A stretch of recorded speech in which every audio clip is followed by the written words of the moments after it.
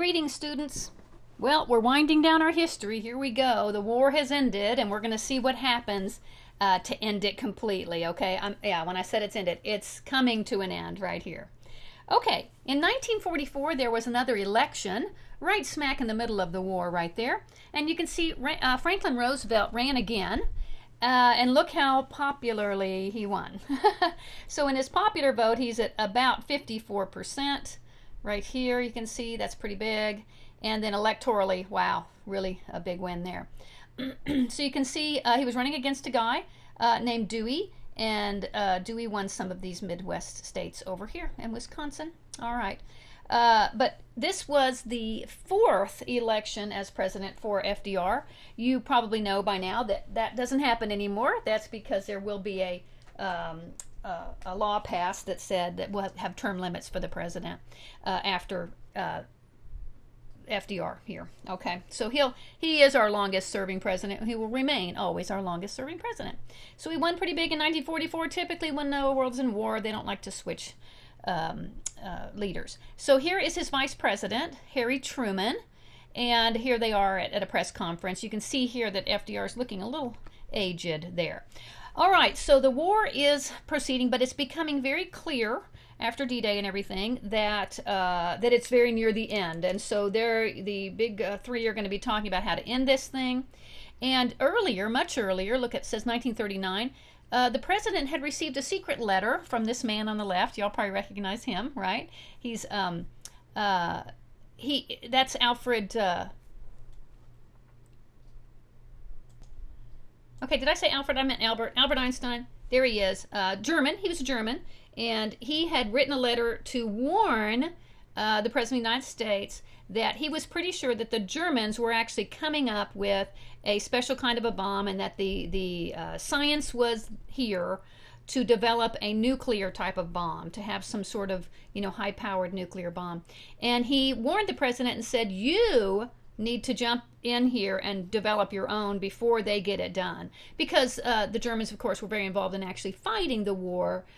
In America, in our country, we were not actually fighting on the war in our country, right? So we had sent our guys over, obviously. So he said, you should start developing something. And he started a secret project known as the Manhattan Project. This is Robert Oppenheimer, a brilliant physicist. He was hired by the president to secretly form a committee and a group of committees to start looking into the possibility, can a nuclear bomb happen? Can it be made? Can we make it? And how quickly can we make it? All right, so known as the Manhattan Project. All over the country, there were different labs doing different parts of this project. The main one was formed right here in Los Alamos, New Mexico. And that's where Robert Oppenheimer was at his laboratory. And we're going to see an important project down here in Alamogordo. All right, so this is the main one. And then over here in Oak Ridge, okay, we have engineers over here working on some stuff. And then all these different locations are working on different aspects of the project, all reporting back to Robert Oppenheimer, telling him how things are going. And so that is this secret project going on. We're looking now at April 1945. It turns out it was a big month, an important month in the war. All right, in Europe, it's winding down. The Allies have made their way well into Germany. The Russians are coming from the other side into Germany, so Germany is being completely compressed on each side, a double, two-sided war, and we're going to see it becomes quite hopeless. Now, the first thing that happened in 1945, April, in fact, was that Mussolini had actually made his way back into Italy. Remember, he had been arrested by the Italians, then rescued by the Nazis, and now he's making his way back into Italy to reclaim his leadership. But the Italians would have none of it. They actually arrested him again, and instead of putting him on a hilltop at this point, they decided they were going to execute him. And so in April of 1945, Benito Mussolini was executed. Also in April of 1945, the Russians made their way into Berlin, and Adolf Hitler committed suicide. All sorts of stories. He was down in his bunker and this kind of thing. Married his girlfriend Eva Braun, and then killed himself. and his body was burned or something like that. All right, so these are two big events happening in April 45. Sadly, one more event happened in April 1945, and that is on April 12th, Franklin D. Roosevelt passed away. All right, he died of a brain hemorrhage. He was actually at his country home, and he was sitting actually for a portrait to be painted. And when he was doing that, he just fell over and he died. Yeah, so now he's dead too. So our country is going to mourn that. We typically do when presidents die, especially if they're in office when it happens. So here is his funeral parade going down Washington, D.C. to go bury the president. So we have a new president then. Harry S. Truman, who was the vice president, is being sworn in here. You see everybody's looking quite grave. We've just lost our president. It's in the middle of a war. Harry Truman is now thrust into this. He's going to have to be a wartime president. That's a tough job no matter who you are. Here he is. He's president number 33. And I'm not sure if you're aware, typically a vice president isn't super involved in everything that's going on in the administration, and that was true for Harry S. Truman. In fact, there were things that he was completely unapprised of, unaware of, including the Manhattan Project.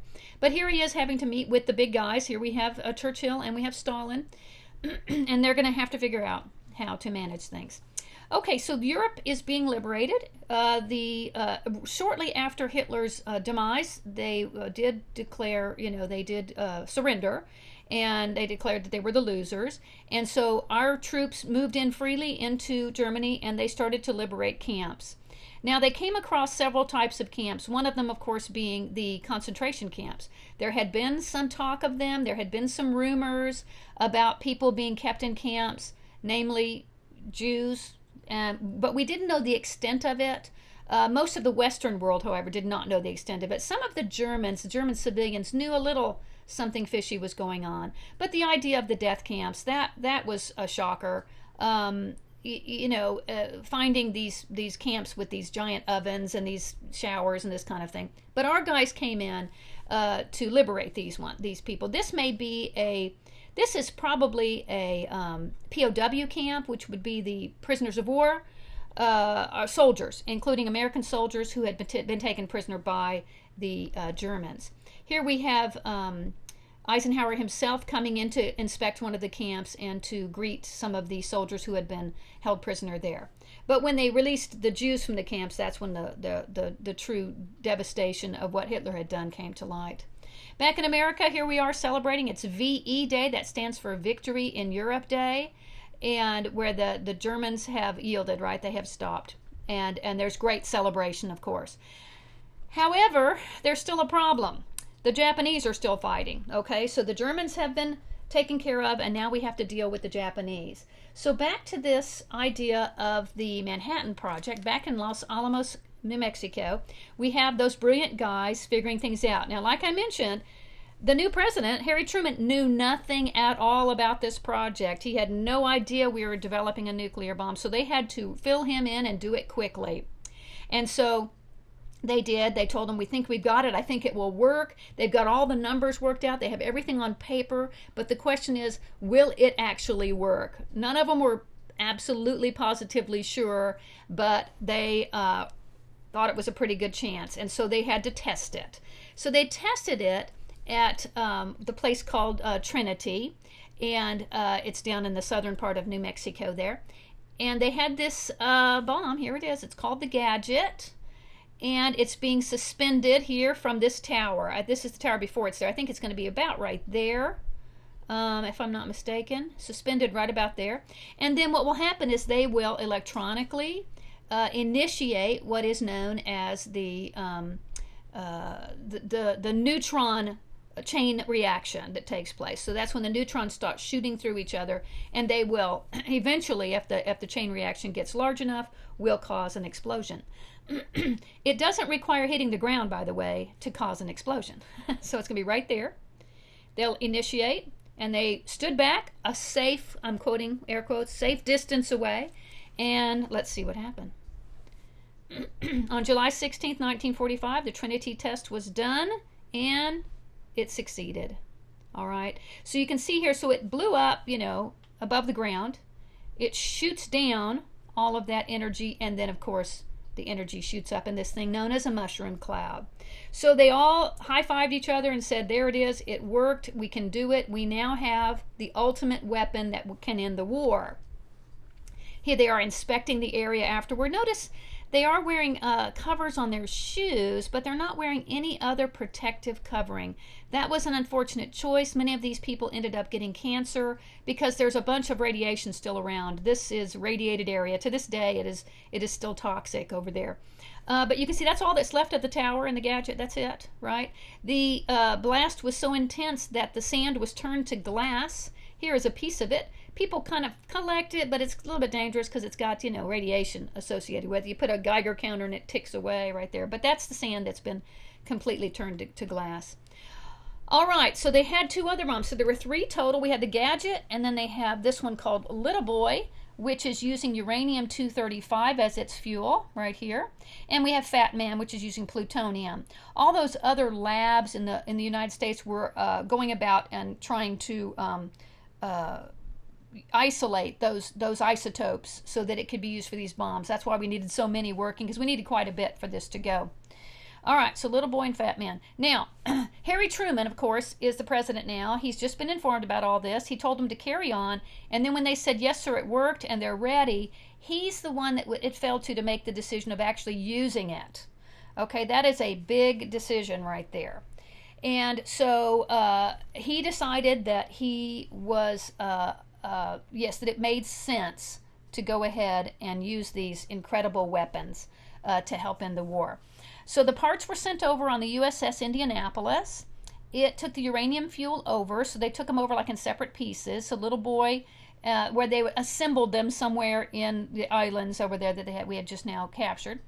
And then the Indianapolis, after dropping off the fuel, went off to go to fight in the war. It's a destroyer, it's a battleship. So sadly, it was attacked very soon after. It was torpedoed and it sank very quickly, in fact. Many of the sailors on board were killed in the sinking. Some did end up in the water. And then they had another problem, sharks. So sharks showed up, and here they are defending themselves against sharks. They're burned and injured, and they have a few boats like that over there. I believe the picture on the left is from a movie that's about this. They were eventually rescued. Here they are on the ship, and they're all recovering over there after their rescue. I'm not exactly sure if anybody was killed by a shark in this particular incident, but I think it's certainly possible that that happened. Okay, back to our bomb. We have a giant bomber that is going to drop it. They are tasked with dropping this, earth-changing, this history-changing bomb on Japan. This is the Enola Gay and its crew. It was captained by Lieutenant Colonel Paul, oh goodness, I forgot his name. He is going to be the captain of the ship. Yeah, I'm sorry, it's Paul Tibbets. Paul Tibbets is going to captain the ship. All right, so they are given the information. It's all top secret. They're given the information of where to go, and the target was chosen. It was a city called Hiroshima, and the reason it was chosen is because it was a top producer of weaponry for the Japanese Empire. Were there civilians? Yeah, plenty of civilians were there. Okay. Now, the Enola Gay is going to drop the bomb, and it's going to explode up in the air, right? So they set into motion electronically the nuclear events that are going to start there. It will explode up here, shoot that massive amount of energy downward and then outward, okay? And we have this like a nuclear wind that is created that pretty much knocks flat anything in the area right there. So it fell on, this is the actual picture of Hiroshima, so August 6, 1945. You see the mushroom cloud there. Oh, real quick before I move on, they had to hightail it out of there, okay? So that blast was going to hit them too. So it was very important that they drop that and get out. All right, so there's Hiroshima. This is the city and what it looked like. You can see it's mostly flattened. We have some buildings standing, but it is incinerated. There were some people who were there who were killed instantly. So yeah, this is called Ground Zero. There were people a distance away who certainly were affected by it, and then many years later ended up with cancers of all sorts, leukemia in particular. Well, the Japanese did not surrender after that. We thought surely they will surrender at this point in time, and so we're going to take the next bomb. I believe this is Fat Man. They're going to take it on to another city chosen called Nagasaki. It was chosen because once again it was making all sort. It was a city where the manufacture of all sorts of war material was being done, and so a few days later, on August 9th, the second atomic bomber crew went out. They're not quite as famous, and they dropped it on Nagasaki. Interestingly, Nagasaki is in sort of a mountainous region, almost like a valley within mountains, and so the damage done at Nagasaki, while it devastated the city, of course, and the people were there, didn't have as much outreaching damage because of it was protected by the mountains in some way. But here it is, another mushroom cloud right there. All right, so now the Emperor of Japan is willing to listen. They were not going to end the war. In fact, his generals did not want to end the war, and we, Americans, did threaten a third bomb. Now, we didn't have it. That was a bluff. We did not have a third bomb, but they didn't know that. And so it was actually Hirohito, the emperor himself, who decided to surrender against his general's advice. So they did surrender at the end of the war. It's over now. The emperor accepted unconditional surrender. We sent MacArthur over to help sign the treaty right here. The emperor did not show up, of course, because he did not make any kind of public appearances. But he did, at this particular time, make a radio announcement to the people. They were shocked to hear the voice of their emperor. They'd never heard it before. And he explained to them that the war was over. Some people didn't get the message and held on to their ground for many, many years, like in some of those islands, strangely enough. But here's MacArthur accepting the surrender. And you may be wondering the morality of setting these bombs off. So let's listen and talk about that a bit. President Harry S. Truman's decision to use atomic weapons against the Japanese cities of Hiroshima and Nagasaki proved to be one of the most controversial decisions in American history. As the years have passed, the controversy has only intensified. More and more people, both in America and abroad, have condemned both President Truman and America for that decision. But this criticism is based on limited historical knowledge of both the situation Truman confronted and the basis for his decision. Such flawed analysis has been aided by the unfortunate influence of some very bad history, such as that written by members of the so-called atomic diplomacy school. These historians disgracefully alleged that Truman proceeded to drop 2 atomic bombs on a Japan which he knew was on the verge of surrender so as to intimidate the Soviet Union in the already developing Cold War. That specious interpretation must be refuted fully. Truman sought to bomb Hiroshima and Nagasaki, 2 major military-industrial targets, to avoid an invasion of Japan, which Truman knew would mean, in his words, quote, an Okinawa from one end of Japan to the other, end quote. His assumptions were entirely legitimate. By July of 1945, the Japanese had been subjected to months of devastating attacks by American B-29s.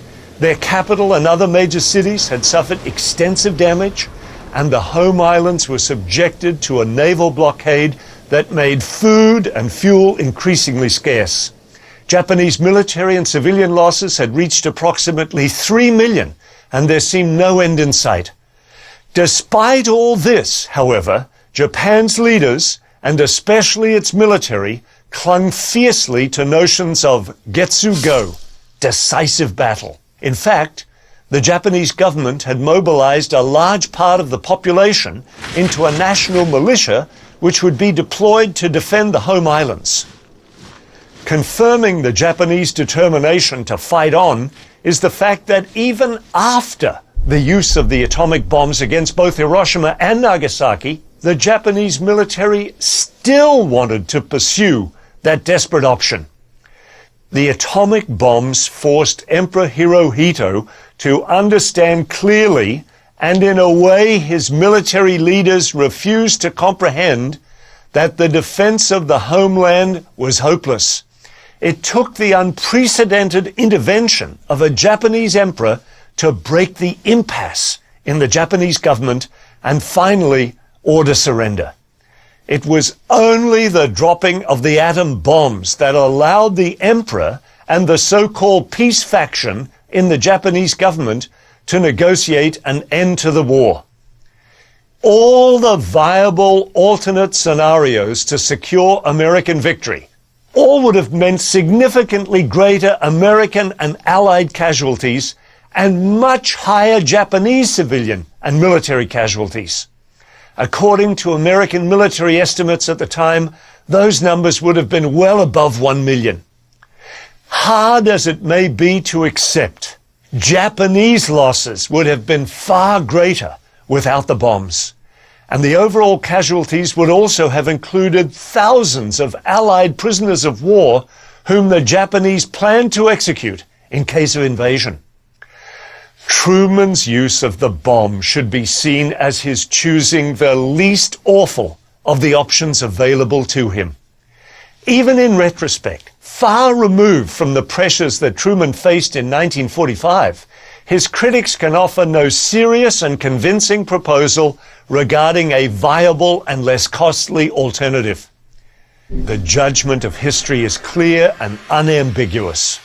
The atomic bombs shortened the war, averted the need for a land invasion, saved countless more lives on both sides of the blood-soaked conflict than they cost, and ended the Japanese brutalization of the conquered peoples of Asia. Given the alternatives, what would any moral person have done in Truman's position? I'm Father Wilson Miscamble, Professor of History at Notre Dame for Prager University. Okay, so, yeah, Truman was in a really tough position, and he weighed all his options, and he made that choice, and I agree with him. All right, Victory in Japan Day comes. It's 1945. This is the famous photograph taken by Alfred Eisenstadt in Times Square, New York. And this is a great story. Everybody's walking down the street celebrating the fact that the war is finally over. This sailor walks up to a nurse, grabs her, and kisses her. He did not know her. She did not know him.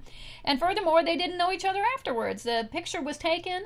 These guys went their separate ways. I'll tell you, 50, maybe 60 years later, they did find out who these people were, and they reunited them to, say hello to each other, that kind of thing. So, fun story. We have our POWs now. So we talked about the POWs in Europe. Now we're looking at the POWs in Japan. Remember, we had some guys in the Philippines, and we had some guys in Burma and other locations around there. We actually had people in Japan, right? Remember some of those nurses from Cabanatuan. I'm sorry, from the island, right? From that little island. Sorry. Here we are rescuing them, here giving them food. They look how skinny they are. They had been malnourished and mistreated.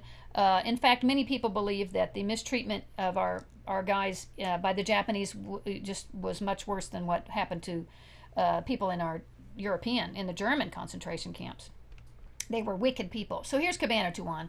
This is where the guys had been taken in Philippines, and there's a great story here as the war is winding down before the actual surrender. I think even before the bombs were dropped, there was a heroic rescue of these guys at Cabanatuan.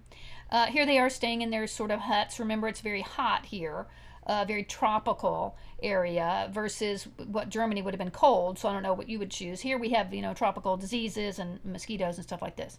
All right, so this is the camp. And we can see our guys are being kept in, I believe, the blue area there, in those little huts that are over there. So a big plan was hatched to come in. Here they are, these red dots over here. Our guys going to come in and rescue these prisoners. They were American-led, but many of the guys who were in the troops to help do this would have been Filipinos that are coming in to help rescue these Americans in there. Okay, so the attacks were made. The pillboxes, of course, they're going to take those out. A pillbox is where the guards are in like a tower kind of a thing.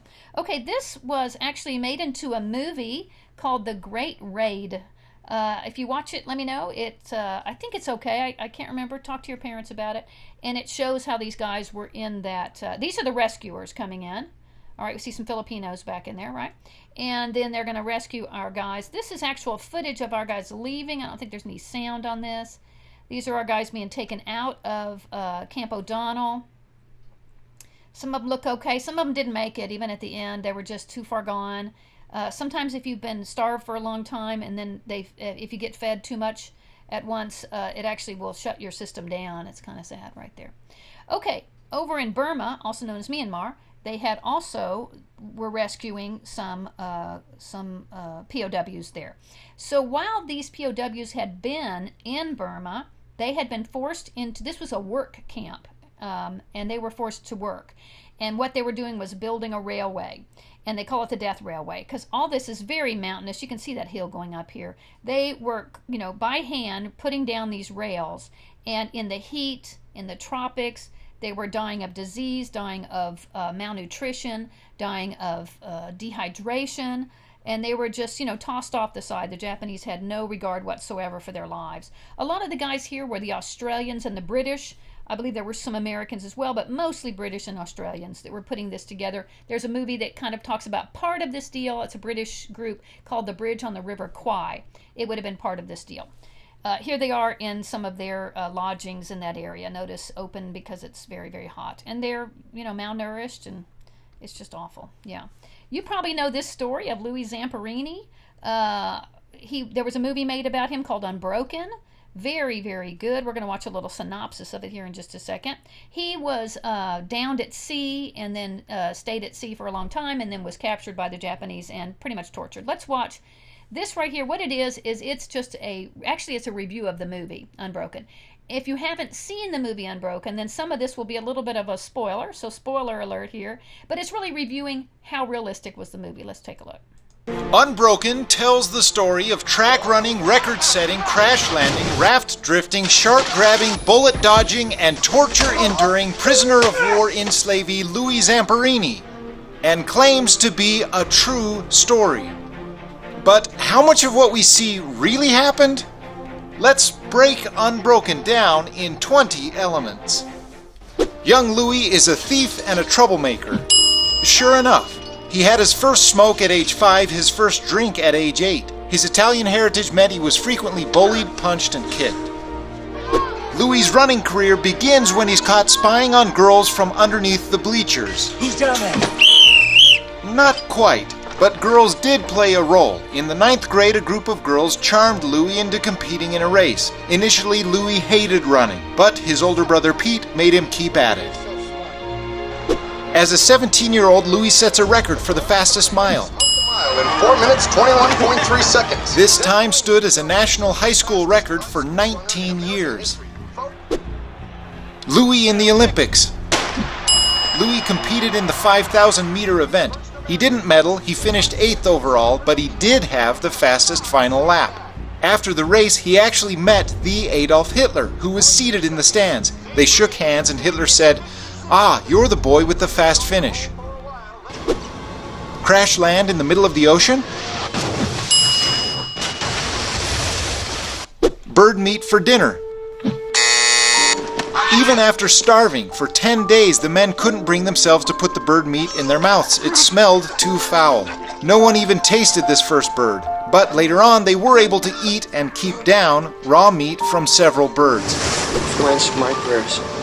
Louis makes a vow. I swear I'll dedicate my whole life to you. Louis kept this promise. After the war, he was tormented with nightmares, drank heavily, and obsessed about how to kill the bird.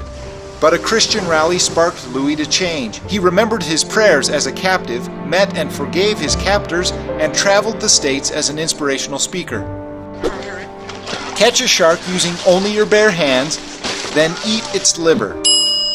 They caught and fed off at least 2 sharks in this way.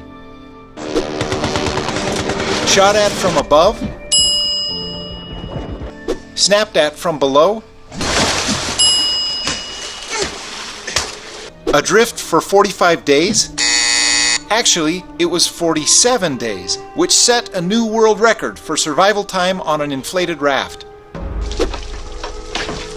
Louis and Phil are immediately tortured. The first several days after their rescue, Louis and Phil were treated very well, with a doctor, plenty of food, and nice beds to sleep in. The bird is Louis' camp sergeant from day 1. Louis spent more than a year in his first POW camp, which we never see in the film, before he was transferred to this camp where the Bird was in charge. The Bird hears about Louis' Olympic status and makes him race. It wasn't the Bird, but guards in his first camp did make Louis race a Japanese runner, and Louis lost badly. A few months later, he raced again against another civilian and actually beat the guy. Louis had lost so much weight that he felt like running was actually easier because of it.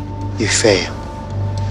Hello, America. Louis speaks his own words on a radio broadcast. There's more to the story here. When Louis was first captured, an order was given to execute him. But the Japanese learned he was an Olympian and decided instead to use this high-profile captive as a propaganda tool. Ultimately, he refused to cooperate. I can't say this. So, in a funny way, being an Olympian literally saved Louis Zamperini's life. Punched in the face. It wasn't just Louis who was punched. 5 or 6 other prisoners were also punched because a few of them had stolen fish. Each of these guys was punched 220 times in the face. Just months after the Bird is transferred to another camp, Louis is transferred to the same camp. Louis is caught resting and forced to hold a beam over his head. Actually, this was punishment for talking to the camp doctor without permission. Angry and defiant, Louis held this beam over his head for an amazing 37 minutes until the Bird lost control and attacked him. The end of the war is announced and the prisoners are invited to bathe in the river. The date here is August 20th, 1945, meaning Louis had been a POW for more than 25 months. A nostalgic look at the Bird's quarters? This never happened. Final scores for Unbroken. How closely does this movie match reality? Pretty closely. Some of the plot points are combined or rearranged, but most of what we see actually happened. How does the movie look and feel from a production standpoint? Great. It was well shot with some nice visuals and good special effects to boot. How does it rate for entertainment and inspirational value? This is where it falls short. Louis Zamperini's life was amazing, but this movie doesn't quite get there. It's kind of bland. We see a lot of tough things happening to Louis, but it's like we're just learning the facts, not really experiencing the joys and hardships along with Louis on an emotional level. So, it's a very accurate story, and it's shot well, but it doesn't quite deliver as an inspiring film. All right, yeah, amazing deal right there. All right, so the war is over, and in Germany, the surviving Nazis are taken to trial, and they're called the Nuremberg trials. Nuremberg is a city in Germany, and the judges came from a panel of people across the Allied nations. The head judge would have been an American, and then we would have some British and even some French in there. So notice they're wearing headphones there because they're listening to translations as people talk. There were witnesses brought, and these guys, for the most part, were convicted of their crimes. Some were executed for their crimes. Some were put in jail. Rudolf Hess, in particular, was put in jail for the rest of his life. He didn't participate in very much of the stuff going on in Germany because he had been shot down over Scotland and kept in a British jail the whole time. So that's why he didn't get execution. So at least one of the guys, I think this guy right here, Goering, killed himself in jail with a cyanide pill. All right, here's our big three. Look, they've changed a little bit. This is in Potsdam. It's a city, and we have Joseph Stalin. He's the same guy, but we know Harry Truman is now here. But who's this guy? All right. In a twist of cruelty, the British had actually voted out the party of Winston Churchill and voted in the other party, and Clement Attlee was the head of that party. Churchill will actually come back and become the prime minister again afterwards, but at this point in time, at the end of the war, he was shunned, still in the parliament or whatever, but not the leader of it. So at Potsdam, they're going to make a decision on, now that the war is actually over, what are they going to do with Europe? And they decide that they're going to essentially split it all up in the Allied favor. First of all, they decide we have to rebuild Europe, particularly Germany. Germany was destroyed. England, London, was bombed quite a bit. France was fairly unscathed because they didn't, spend much time in actual battles there, except over there in the Bulge area, over on the eastern area by the Rhine. This man is an American general. General George Marshall was put in charge of rebuilding Europe. It's called the Marshall Plan. And the idea here was to infuse Europe with a lot of money so that they could rebuild and not punish. So we learned a lesson from that First World War where the Versailles Treaty punished Germany. Here what we want to do is build Germany up and make them a very strong capitalist nation. But of course we have to share them with the Russians, and the Russians don't want capitalism. So here is, I believe, if I'm not mistaken, this is Stuttgart, I think, and you see it was pretty much destroyed. It's a German city, and then it was rebuilt through the Marshall Plan. And the idea here is that we would help rebuild and not ask for, a payback of this money that was being used. It was for the good of the whole world. All right, but like I said, we had to share with the Russians, and mostly in the East. For instance, they didn't take any part of France or anything like that. But in Germany, which is now going to be divided up, we also have Poland and those places to the east that the Russians are going to take a great interest in, sadly. But they divided Germany up into 4 zones. So we have the Soviet zone, the British zone, the French zone, and the American zone. All right. Eventually, these 3 zones would join together, and that would be called West Germany. And this was called East Germany. I want you to notice right here, the city of Berlin is right smack in the middle of the Soviet sector of Germany. All right, so notice where it is. Yes, so this now we're looking at a little bit of a close-up. I'll bring it closer in a minute. We're going to see where we have East Berlin and West Berlin. So notice the blue in the middle of all this red. Okay, so there is an American, French, and British zone of Berlin, just like there was an American, British, and French zone of West Germany. Okay. All right, so here's Berlin. So now we're looking specifically at Berlin. Okay, so our French sector, our British sector, our American sector is going to be known as West Berlin, and then the Soviet sector is going to be known as East Berlin. And keep in mind, everything around it is going to be surrounded by East Germany, right? Communist East Germany. That's interesting. I'm not sure what that little blip is over there. All right, so for a while, what happened was that Stalin said, well, they think that they're going to be able to, here. So this is West Germany, East Germany, and here's Berlin. He said, I'm going to keep them from bringing anything in. They cannot truck anything through this area to bring to Berlin. So therefore, I'm going to basically siege West Berlin. And nothing could come in. And so the Allies were furious. They said, how can you do this? We made this deal. And so they had the famous Berlin airlift. So our planes flew in instead. He said, you can't fly over the airspace. They said, well, watch us, So they flew in, dropped stuff down on to the people of West Berlin. Here's the stuff dropping down. Hooray for these guys. As these pilots were coming over, they were close enough to the ground to see people down there, and they happened to notice over by one of the particular drop zones, which was an old airport, that they saw these children always gathering there. I don't know if there was a school nearby or something. And because that happened, one of the guys, one of the pilots, he decided to drop a special drop for these children, and he dropped Hershey bars to them. Yeah, specifically. They called him the Candy Man. I would have brought y'all some Hershey bars today. All right, we have another election going on right here. So Truman is going to run for re-election. Well, his first election as president. And he's running against Dewey again. That's the Republican who had faced FDR before. But we also have another party down here. This is a guy named Strom Thurmond. The states' rights Democrats would possibly, you might want to call them the racist ones. They wanted to keep the African-American population sort of down and not voting and this kind of thing. But they're also known as the Dixiecrats. So they're going to run and take some votes away, probably from the Democrat, most likely, right here. But you see, it was actually pretty close. Look at the popular vote, 49.5 to 45. So kind of, really this kind of, yeah. Oh, and George Wallace was also running right there. We'll see him in a minute. And you're going to see, but the electoral was pretty good for Truman right there. But it was close call, and so much so that the paper came out, Dewey defeats Truman, but the next day the final electoral votes were in, and it was true that Truman had won. And he was just so happy to hold that paper up to show that he had lost when he actually had won. All right, he's going to develop the Truman Doctrine at this point, because while the war is over, the Russians are proving to be a big problem. And so we're going to enter into something known as the Cold War. Cold meaning the opposite of hot. Hot would be firing shots. Cold would be we're not firing shots, but we're getting ready to. Okay, so there's going to be a buildup of arms. There's going to be a collection, if you will, of allies around the world. All right, so the Truman Doctrine was that any country that goes communist is a bad thing.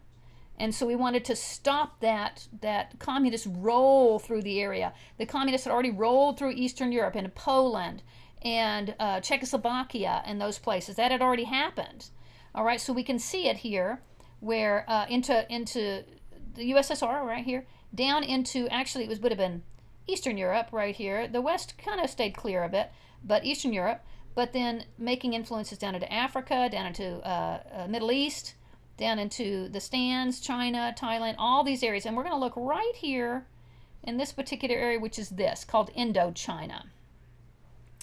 And this area had been colonized by the French before the war and had been taken over by the Japanese during the war.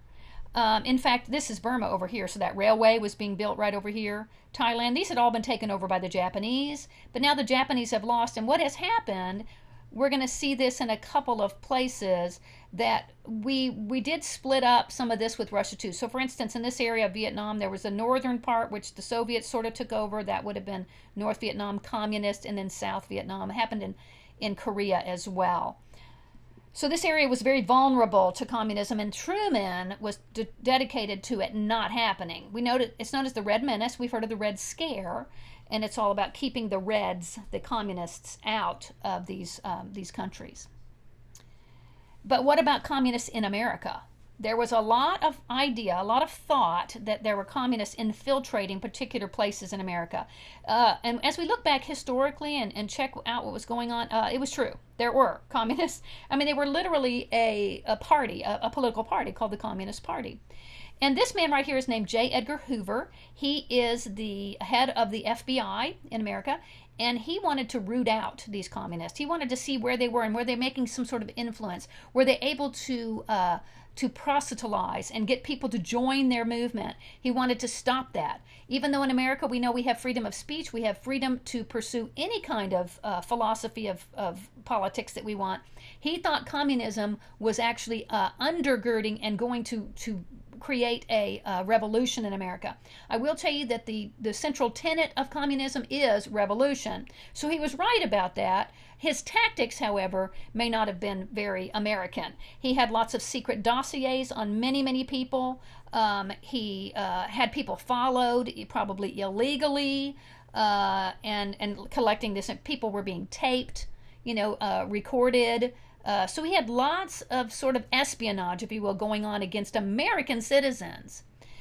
Somebody that supported his work was this man. His name is Joseph McCarthy. He was a senator from Wisconsin. Forgive me if he's a representative, but I think he's a senator. And he was seriously anti-commie, and he went out like a pit bull, out chasing these particular communists down, getting information from J. Edgar Hoover and pursuing these guys legally. He wanted to press charges against them. Okay, and so what he found was a committee. So this is the House Un-American Activities Committee. So this is in the House of Representatives, and it's a committee that's put together to investigate if there really is a communist problem in America and if there's something that can be done about it. All right. This man, Alger Hiss, was being questioned by the HUAC, and he was actually convicted. So he was found to be a communist, and it's true, he was. And one of the people that came out against him was a young politician named Richard Nixon. And this eventually would cause trouble for him. But Alger Hiss was actually convicted of spying, if you will, for the communists, and I believe placed in jail, as far as I remember. This is an unusual story here. This couple, Ethel and Julius Rosenberg, were sought out by the House Un-American Activities Committee, and then legally, because we found out there were laws broken here. What happened was that Mrs. Rosenberg, I believe it was her brother, who was actually working at the Los Alamos Manhattan Project, where the bomb was developed. And so the husband now, Julius, talked the brother-in-law into bringing some of the plans of the nuclear bomb, written down on paper, taking pictures of them, so illegally getting them and bringing them to Julius Rosenberg. So we're not exactly sure how much involvement Ethel had in this, except that we think she knew about it. Okay, so that's important, that she knew about it. The idea that Julius thought was that it was not right for one country to have this awesome power in their hands, that it made it very one-sided. In other words, America could take over the whole world, right? All we had to do was just threaten everybody with a nuclear bomb, and we could take over the whole world. What he didn't understand is that's not the American way. That's not how America operates. But what he did was he actually sold the information on how to make a nuclear bomb to the Soviets. I mean, my goodness gracious. After this, the Soviets will indeed have the technology to develop, and they did make nuclear bombs. So now, here we are, against the communists. This is bad, bad, bad. Ethel and Julius Rosenberg were arrested. They were tried. They were both convicted. They were both executed. Even she was. They had 2 young sons who were left behind. As we go back historically and look, some people are sympathetic toward Ethel, that maybe she had some knowledge, but she wasn't really involved in it. Most historians believe that Julius Rosenberg really did do what he was accused of doing. And so, which was, of course, a massive betrayal to the United States and really to the world. And it created this incredible Cold War situation, which is going to now turn hot in Korea. All right, so part of the splitting up of the world, essentially at the end of the war, ended up with splitting North Korea. Remember, it had been Japanese had taken over Korea in the 30s. And so now, because it was Japanese territory, it was now brought over to the Allies, who were going to see what to do. They decided that they would have a North Korea which could be communist, and a South Korea would be capitalist, and supported by the Allies. And that at the 38th parallel would be the split right there. At this point in time in China, there was a revolution of their own going on. There was a man named Mao Zedong who had taken over and essentially turned China communist as well, sadly. That sort of happened. China was involved in World War II, but mostly as a victim, and that left them open to this takeover by Mao. We covered that in world history, but just for now, know that China is communist, North Korea is communist, South Korea is allied. Okay. This man right here is named Kim Il-sung. He became the leader of North Korea, and he had support of Stalin. And they kind of had the idea that here's communist, that this should be communist too. And so Kim Il-sung, who is, by the way, the grandfather of the guy who's there today, so this is still the family in charge of North Korea. All right, so incursions were made. Right here, we can see it first. They made big advances. So they're going to advance down. So the red part is North Korea. And we're going to see, don't pay attention to this yet. Okay, they're going to reach down in here. They're going to take over Seoul. Keep in mind, there's Incheon. Okay, and come in to all of the peninsula except this little part at the end called the Pusan Peninsula right here, the Pusan Perimeter. And that's where all of the Allies ended up. Okay, so we had some American soldiers there. The people, the South Korean people, ran away down to this little part right there. The communists were making these huge advances, and then the Americans showed up with, guess who? Douglas MacArthur himself. He came and he said, "We will stop those commies." All right, so he did that so they're stuck down here. This is the Pusan down here. They're stuck, and so he decided to come in here right in the middle of where the North Koreans had taken over. So Seoul is the capital of South Korea. But he came into a place here called Incheon. It's called the Incheon Landing. It was a brilliant campaign, an amphibious landing on here. Here's the city. So the 5th Marines coming in this way, the 1st Marines coming in this way, and they made an incredible fight against the North Koreans. In fact, just made mincemeat of them. And so what they were able to do then was, after that, they took back all of the south part of Korea. They went ahead and invaded the northern part of Korea. Now, this was not necessarily what Harry Truman wanted to do.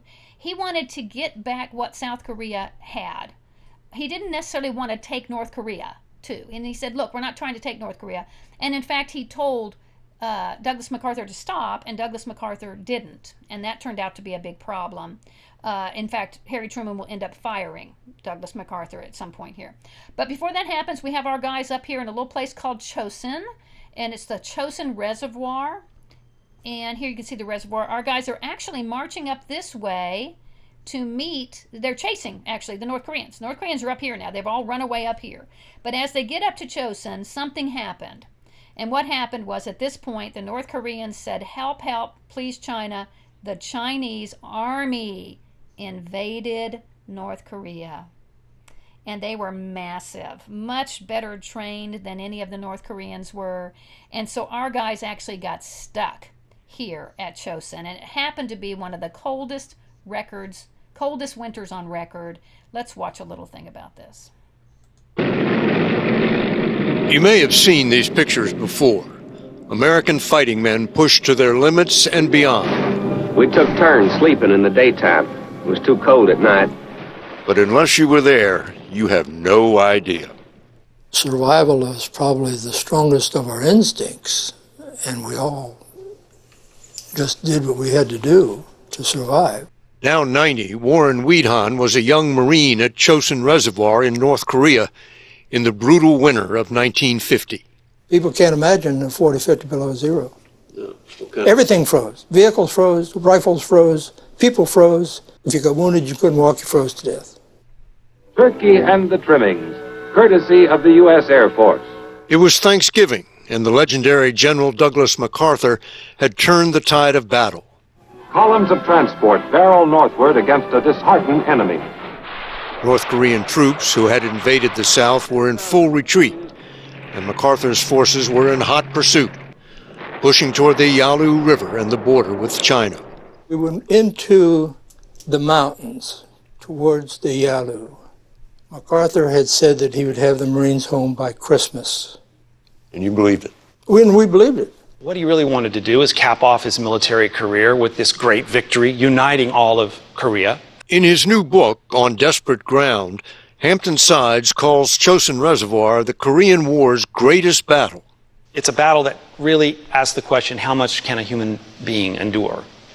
It's a human endurance story that begins with human folly. Human folly and human arrogance.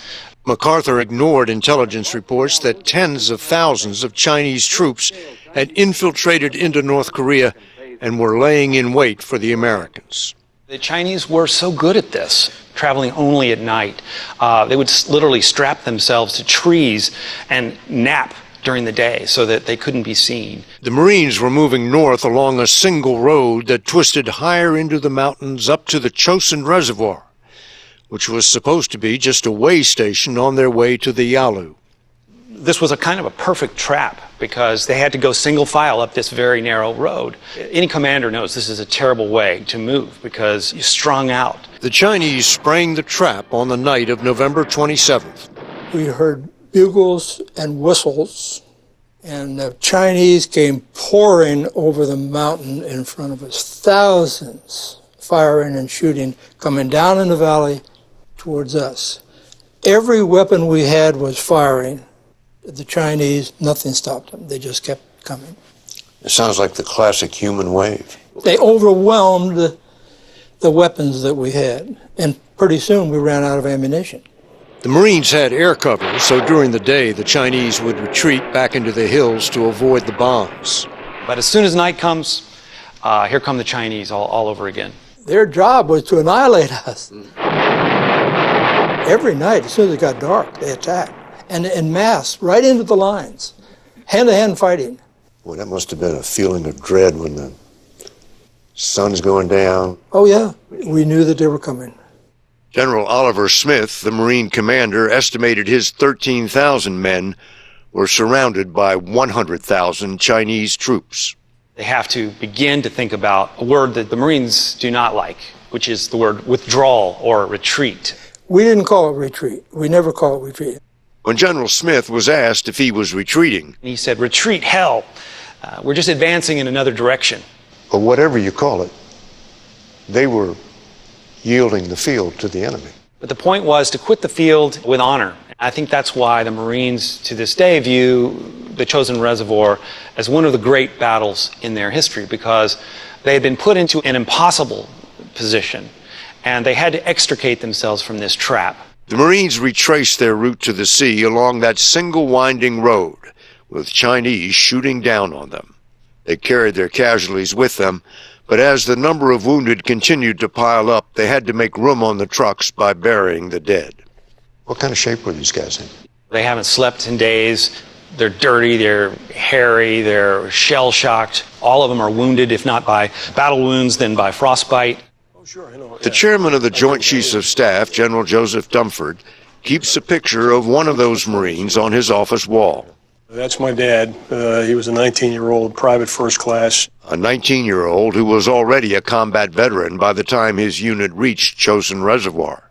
He turned 20 the night of 27 November 1950. The night of the attack? At Udemne. That's when he turned 20 years old. Along with the rest of the Marines, Dunford's father held on through 5 nights of Chinese human wave attacks and then made the bitter march out. He did suffer a pretty severe case of gangrene and frostbite.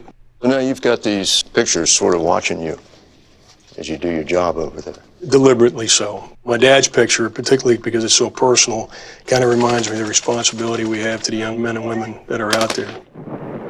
It's been 68 years since the Battle of Chosin Reservoir, and it, like General Dunford's father, still lives. There is something spiritual about the Chosin Reservoir. Spiritual, that's not a word I would associate with a battle. I think that's what it's become. It's a battle that kind of characterizes what Marines have been through history and what they ought to be in the future.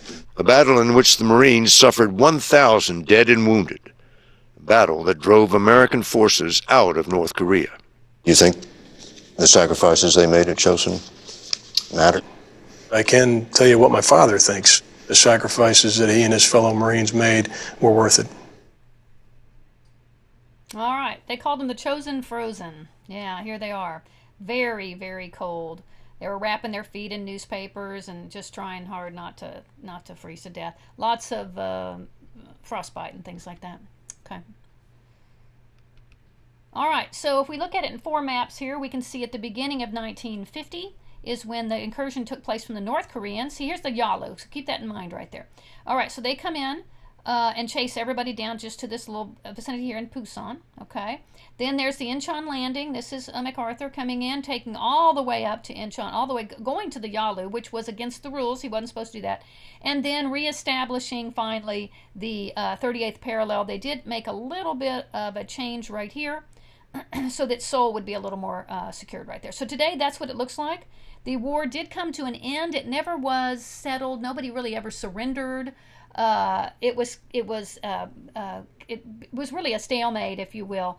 But there was an agreement to end it. I think just last year, North Korea and South Korea signed a treaty to end the war. Yeah, just last year. How about that?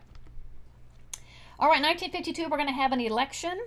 And the hero of D-Day is Dwight Eisenhower is going to run against a guy named Adlai Stevenson. It was pretty much a runaway for Eisenhower because he was such a huge hero, you know. Notice a little more red happening in the South, Tennessee, Virginia, Florida, and Texas. Okay, we're going to start to see a little more trending that way. So here he is. Dwight Eisenhower is going to become president number 34. And it turns out that that our whole next week is going to be about Eisenhower, the Eisenhower years. Okay, so we're done. I did want to bring up that thing about MacArthur being fired by Harry Truman. He was taken off the job from Korea. He came home and gave a speech. He retired from the military, and his speech was very famous in front of the Congress, Joint Congress, and he said, "Old soldiers never die, they just fade away." And it was a big a famous quote of his. All right, so next week we'll learn about the 1950s and what was going on, and while they're still suffering from the ravages of Cold War, in other words, fears of Cold War, we're going to see how there's a lot more positive stuff going on in the 1950s. Okay, gang, talk to you then. Bye.